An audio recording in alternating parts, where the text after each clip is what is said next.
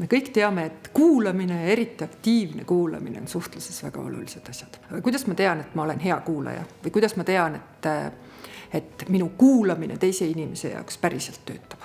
Aktiivse kuulamise juures on kõige olulisem see, et ma oleksin selles situatsioonis, suhtlussituatsioonis päriselt kohal. Et ma oleksin kogu oma tähelepanuga, kogu oma olemusega selle jutuajamise juures, mis meil pooleli on.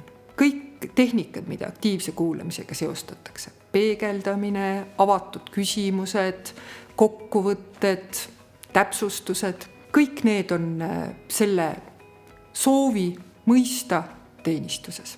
Oluline on see, et ma suudaksin vältida suhtlustõkkeid. See tähendab siis seda, et ma ei püüaks õpetada, et ma ei kiidaks, et ma ei viiks juttu mujale, et ma ei pisendaks ega suurendaks probleemi, millest inimene räägib.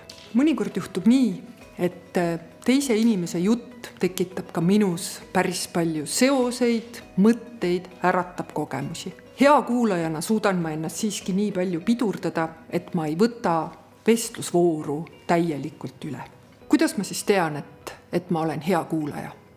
Hea kuulaja olen ma olnud siis, kui inimene minuga räägib ja selle vestluse käigus tema enda mõtted tema jaoks selgivad.